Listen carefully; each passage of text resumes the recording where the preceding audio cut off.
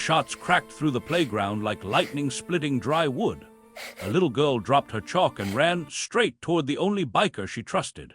But a skinny 12-year-old kid moved first. He didn't shout, didn't hesitate. He just stepped into the line of fire like someone who'd finally found something worth protecting. 3 bullets slammed into him before anyone even understood what he'd done. Before we start the story, tell us wherever you're watching from. Tell us in the comments what touched you most in this story. Owen didn't belong near the Willow Bend playground. Kids with backpacks and juice boxes didn't look twice at him. A barefoot 12-year-old with a shirt too thin for October and eyes too old for his age. He lingered near the chain-link fence because it was the only place where nobody yelled at him for existing. But that afternoon, something changed. A black SUV crawled past the park for the 3rd time that week. Same tinted windows, same slow crawl, same wrong feeling in the air, like a storm waiting for one brave raindrop to fall. Owen saw the little girl first, Mara, 8 years old, pink hoodie, helmet too big for her small head. She was drawing swirls in the dirt while her father, Colt, parked his Harley under the oak tree. Colt was a Hell's Angel, intimidating and silent to everyone except her. Owen wasn't supposed to care. He tried not to, but something about Mara's soft laugh made the world sting less. Then the SUV door cracked open. A man stepped out, reaching into his jacket. Owen knew that motion. He'd seen it before, too many times, and before fear even caught up, he was already running. Owen's feet slapped the pavement, fast and reckless. Colt was still turning, unaware. Mara was mid-laugh, dust on her hands. The man by the SUV lifted his arm, gun rising level with her small chest. Owen didn't think. Instinct had already taken control. His body cut between the shooter and the girl at full sprint. The first shot punched into his upper arm, snapping his shoulder back. The world tilted. Mara screamed. Colt roared her name. The second shot tore through Owen's ribs, hot and deep, stealing the air from his lungs. He fell forward, still moving toward her, still shielding. The third tore a burning path across the side of his head, sending everything blurry. He collapsed hard, cheek pressed into loose gravel. He could see Mara's little sneakers inches away. Colt reached her in a single step, dragging her behind him as brothers sprinted from pickup trucks and picnic tables. The shooter jumped back into the SUV and sped off, tires spitting dirt. Colt dropped to Owen's side, hands shaking as he applied pressure with the steadiness of a man who'd buried too many ghosts. "You're all right, kid," Colt whispered, voice shattering. "You're all right, stay with me." The sirens came fast, but not fast enough to erase the image of blood pooling beneath a boy no one knew. Mara clung to Colt's neck, sobbing so hard she hiccuped. Colt kept one arm around her, but his other hand never left Owen's wounds, pressing with desperate precision. "Who is he?" one of the brothers asked, voice shaking. "No idea," Colt rasped, "but he saved my daughter." Owen's breaths were shallow, ragged. Every inhale seemed borrowed, every exhale a decision. His gaze drifted unfocused, but he kept trying to look toward Mara. Colt gently guided the girl's face into his shoulder so she wouldn't see. When the paramedics arrived, they froze for half a second, not at the bikers, but at the size of the kid on the ground. 12, maybe younger, too small for that much red. They worked quickly, IVs, bandages, compressions, speaking in clipped, urgent bursts. Owen's heartbeat faltered once, then again. The medic slapped a hand pump into Colt's grip. "Keep pressure there, don't let up." Colt did. As they loaded Owen into the ambulance, Mara reached out her hand. Colt swallowed hard. "Daddy, is he gonna die?" Colt forced the lie because she needed it. "Not today, baby." The waiting room at Pine Hollow Medical felt like a pressure cooker. 10 leather-vested men sat in silence, not touching their coffee, not blinking at the nurses staring at them. Colt paced the length of the hallway, Mara asleep on his shoulder, her fists still balled tight even in dreams. Owen had gone into surgery 2 hours ago. They said words like critical, massive trauma, stabilization attempt. Colt kept replaying the moment, the kid breaking from the fence line, the shots, the fall. A child who owed them nothing had stepped into hell without hesitation. Colt! He turned! Sheriff Latham stood there, hat in hand, an older man with a limp and a calm way of speaking. He didn't distrust the angels. He knew them too well from years of small-town coexistence. "We're looking for the SUV," Latham said. "But do you know who that boy is?" Colt shook his head. Never seen him, but he's been around, watching out for Mara, I think. Latham nodded slowly. Some kids live in the shadows because the light's never been kind to them. Colt looked at Mara, then at the surgery doors. He won't be in any shadows again, Colt said. Not after today. The nurse finally stepped out, mask lowered, eyes tired but kind. Colt stood so fast Mara startled awake. He made it through surgery, the nurse said softly. He's not out of danger, but he's fighting hard. Colt felt something in his chest unclench. For the first time in hours, brothers exhaled collectively, the way men do when they'd been holding breath through grief. But, the nurse continued, glancing toward the hallway, we found something in his backpack. Colt followed her to a small plastic bin, Owen's entire life tucked into scraps and fabric. A torn sweatshirt, a bruised apple, a piece of rope, and at the bottom, a dog-eared photo wrapped in a napkin. Colt lifted it gently. A woman smiled back at him, young, bright-eyed, holding a toddler with soft curls and round cheeks. The handwriting on the back read, "For Owen, my bright boy, forever loved. Mom." Colt's breath caught. He recognized her face, not from romance, not from pain, but from a funeral years ago. Her name was Rachel Dunn. She had died in a house fire, and she had left behind a child no one ever found, until now. Colt stared at the photograph so long the edges warmed beneath his fingertips. Rachel Dunn. The woman he and the angels had helped after her husband left, the woman who baked pies for the clubhouse potlucks, the woman who never stopped smiling even when life pushed too hard. The fire that took her had shocked the whole town. They searched for her child for days, assuming a relative had claimed him. But the toddler in the photo, those eyes. Owen, Colt swallowed hard. Why didn't anyone find him? He whispered. The nurse shook her head. We don't know. Social services never reported a missing child that matched his name. Colt's jaw tightened. Maybe he wasn't in their system. The truth settled cold in his stomach. Owen had been alone for years. A shadow kid slipping through cracks too wide for adults to see. And yet that same invisible child had stepped between a gun and Mara without knowing her name. Tank approached quietly. Brother, what now? Colt brushed his thumb over the toddler's face in the photo. Now we find out who's been hunting my daughter.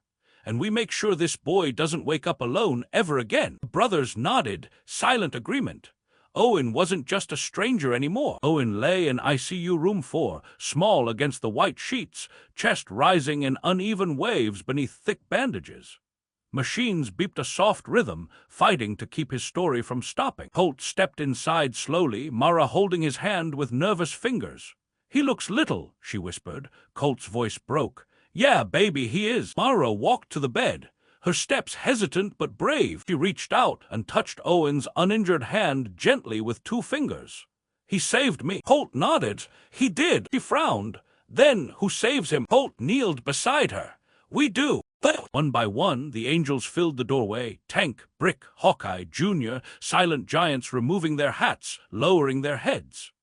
These were men the town feared, but in that room they looked like sons paying respect to a boy who didn't know what family felt like. A nurse stepped in, surprised by the crowd. Only one visitor at a time, she said gently. Tank touched Colt's arm. You stay. He needs to wake up seeing the man whose girl he saved. Colt pulled a chair close to the bed. Mara climbed onto his lap. Together they kept vigil, refusing to leave Owen alone with the machines. Sheriff Latham arrived with an update. We found the SUV abandoned behind Miller's quarry. No prints, no plates, but a wallet left inside. Colt stood. Accident or message? Feels like a message, the sheriff said, but here's the strange part. He handed Colt a small, worn envelope.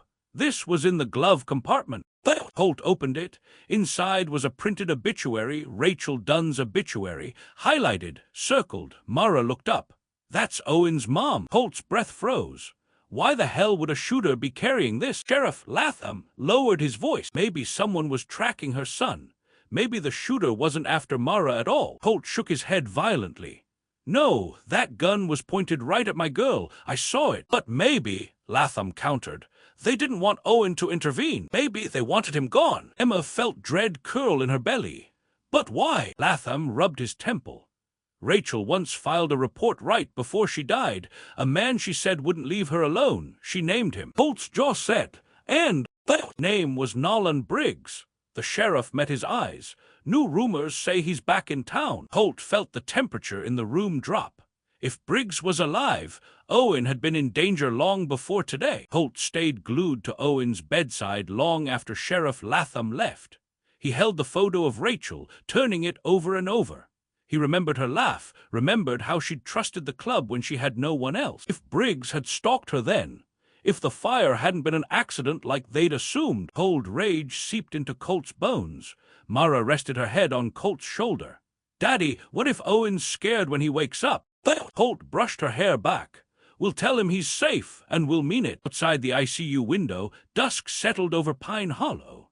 The parking lot filled with chrome and leather as more angels arrived, quiet, controlled, protective. They didn't storm hallways or bark threats. They brought food for nurses, handed water to tired parents, sat shoulder to shoulder in silence, not enforcers, guardians. Tank entered the room, face grim. "We checked the back of the playground fence, found a sleeping spot. Cardboard, blankets. Kids been living behind the park for months." Colt tightened his grip on the photo. "No more." Hank nodded. "What do you need us to do?" Colt didn't hesitate.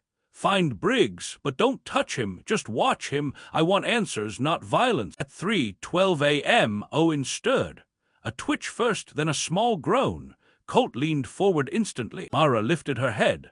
Owen's eyes cracked open, unfocused at first, then drifting toward the ceiling light. It took a moment before he saw Colt sitting beside him.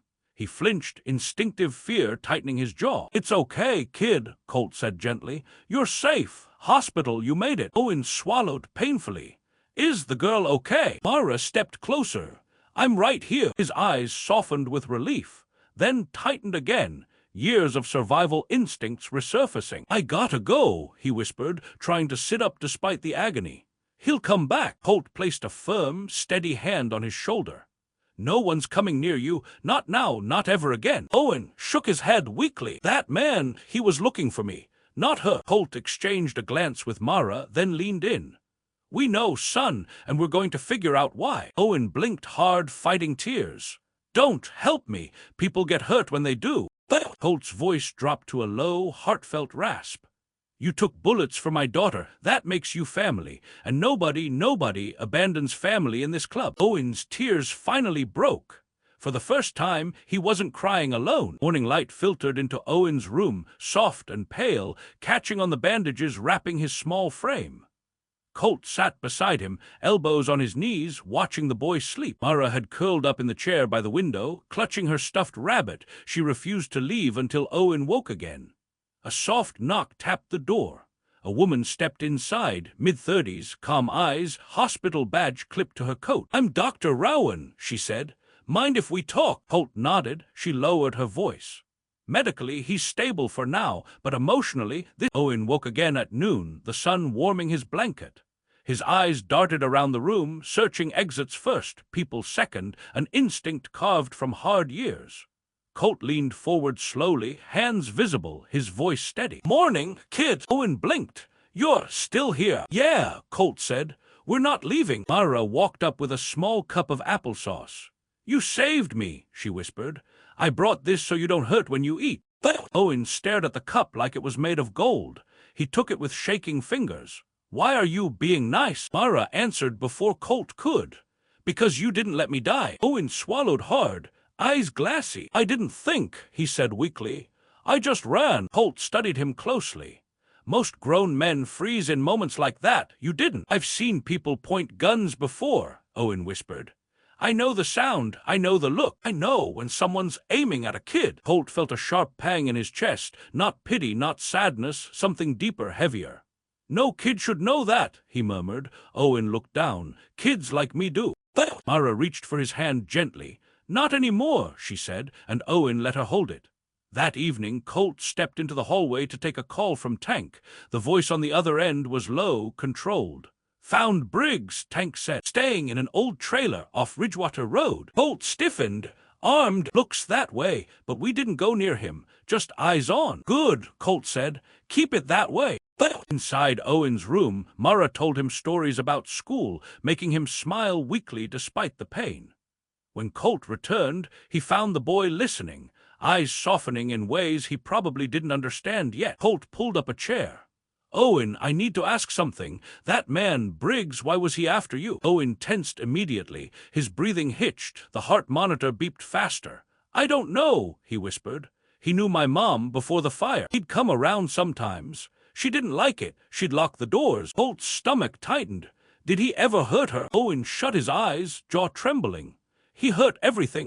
Those three words landed heavy, the kind that carried more truth than any detailed explanation. Colt didn't push. He just placed a steady hand on the bed rail. You're safe from him now, I promise. Owen opened his eyes again. People break promises. Colt nodded slowly. I don't. Deputy Harlan stopped by the hospital that night, hat tucked respectfully under his arm. He approached Colt quietly. Sheriff wants an official statement from the boy when he's up to it. Colt glanced at Owen, too pale, too thin, too fragile. He's not ready. Harlan nodded. Not pushing, just doing procedure. Then he cleared his throat. Off the record. Why's your whole club camped out in the lot? Colt answered easily. Kid saved my family. Harlan considered that. Fair enough. When he left, Colt returned to Owen's bedside. The boy was awake, eyes distant. Were those cops here for me? He asked. Just checking in, Colt said gently. They're not here to drag you anywhere. Owen stared at his hands. Every time authorities got involved, things got worse. Foster homes, shelters. Colt leaned forward. You're not going into any system, not while I'm breathing. Owen looked up sharply. Why? Colt's eyes softened. Because you stepped in front of bullets for my little girl. That kind of courage doesn't come from nowhere. Someone tried to break you, but you didn't break. Owen swallowed. I'm scared. Colt didn't sugarcoat it. So am I, kid, but we face it together. By morning, the angels had taken shifts sleeping in the waiting room. The nurses whispered about them, how quiet they were, how they offered to cover coffee costs for night staff, how one of them fixed a broken vending machine without being asked. Owen noticed it too. They're different than people say, he murmured, sipping water through a straw. Colt smiled faintly. Most folks only see the leather, not the men inside it. Owen looked uncertain. They're here for you. Colt shook his head. They're here for you. The boy's eyes widened, a little disbelief flickering across his face. No one had ever shown up for him, not this way, not with this kind of loyalty. A soft knock came. Mara stepped in carrying a small box wrapped in paper. She colored herself. I made this, she said shyly. It's for when you feel scared. Owen opened it with trembling fingers. Inside was a tiny wooden angel carved by Tank, the club's gentlest giant.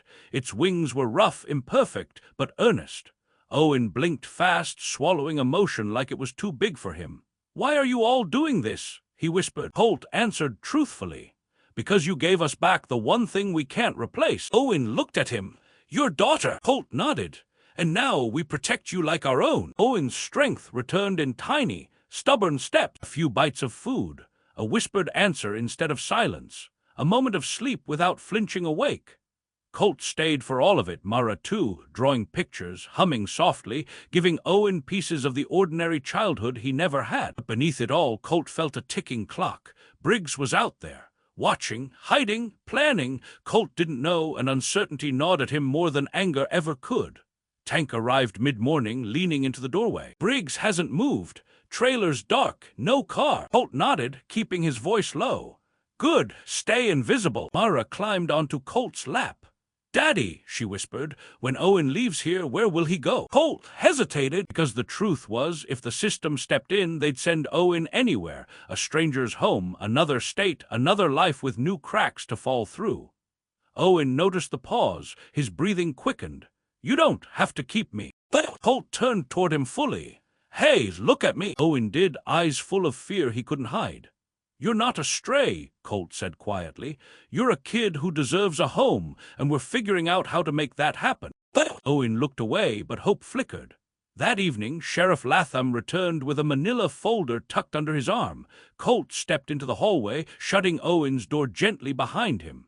Latham's face was serious, but not hostile. I dug into the old fire case, he said. Rachel Dunn's death wasn't reopened after we found no evidence of foul play. But new information changes things. Colt stiffened. What information? Latham handed him the folder. Inside were reports, Rachel's complaint about Briggs, witness statements, a timeline that suddenly looked wrong. She filed fear reports twice, Latham said. Said Briggs threatened to take back what was his. Never specified what that meant. Holt inhaled sharply. He thought Owen was his. It's possible, Latham said. And if she tried to stop him, Holt finished the thought. The fire wasn't an accident. Latham nodded grimly. We can't prove it yet, but if Briggs thinks Owen survived, he may come looking again. Holt felt something cold settle in his bones, not fear but purpose. You need to let us handle Briggs, Latham warned. I'm not touching him, Colt said, but I'm not letting him near that boy. For a long moment, the sheriff studied Colt's face, then nodded. Then we're on the same side. Owen slept while Colt and Latham talked, but when Colt returned, the boy was awake, eyes unfocused, fingers gripping the blanket. You okay? Colt asked gently. Owen hesitated. I had a dream. Colt sat down. About what? Owen swallowed. My mom. She was holding me, telling me to run. Colt's chest tightened. Kid, you don't have to run anymore. Owen shook his head weakly. Running's the only thing I ever learned. Mara climbed onto the bed carefully, mindful of the IV lines. She placed her small hand on his. Well, now you can learn something new. Owen blinked. Like what? Staying, she said simply. Those words hit deeper than she knew. Owen's chin trembled, but he didn't pull away. Colt cleared his throat softly. Listen, social services might try to place you somewhere when you're stable. But if you want, I'll fight for custody. Owen's eyes widened as if he'd heard a foreign language. You'd do that? Colt nodded slowly. Your family now, kid, not by blood, by choice. Owen looked down, tears slipping silently across his cheeks. No one reached to wipe them. Colt let him feel them because dignity mattered. Tank burst through the doorway later that night, chest heaving, voice low but urgent. Colt, Briggs is gone. Colt stood immediately. Gone how? Trailer empty. Back window broken, fresh tire tracks. He moved fast. Colt's pulse hammered. Does Latham know? Tank nodded. Deputies are watching the highway. But Briggs didn't take the main roads. Colt stepped to the window, staring into the dark parking lot below. A cold truth settled in. Briggs wasn't hiding from the law. He was circling Owen. Mara sensed the tension and wrapped her arms tighter around Owen's uninjured arm. What's happening? She whispered. Colt didn't sugarcoat. Someone dangerous is moving, but we're not letting him near you. Owen's jaw locked with panic. He won't stop. Colt knelt beside the bed so their eyes met level. Listen to me, Owen. He's not touching you again. He's not deciding your life. Not now, not ever. Hank placed a hand on Colt's shoulder. Brothers are surrounding the hospital. We're staying until he's caught. Owen stared at them, this wall of men who chose to protect him without asking for anything in return. You're doing all this for me, he whispered. Tank nodded. You earned your place the second you stepped in front of those bullets. Just before dawn, the sky turning lavender over Pine Hollow, Sheriff Latham arrived with 3 deputies. They stepped into Owen's room quietly. Holt tensed, instinctively shielding the boy. Latham lifted a hand. It's over. Holt's breath caught. Briggs found him by the old freight yard, Latham said. He tried to run. Deputies contained him. He's in custody now, alive. Owen sagged back against the pillows, eyes closing in relief so deep it carved new lines across his young face. Mara hugged him carefully, smiling for the first time in days. Holt exhaled slowly, shoulders dropping as if a decades-old weight finally loosened. Can he still come for me? Owen whispered. No, Latham said firmly. He'll face charges, and the court will hear everything. Holt reached for Owen's hand, gripping it gently. You're safe, and you're coming home with us. Owen blinked rapidly. Home? Holt nodded. If you want it. The boy didn't answer right away. Emotion clogged his throat, but after a long, trembling breath, he nodded. Mara grinned.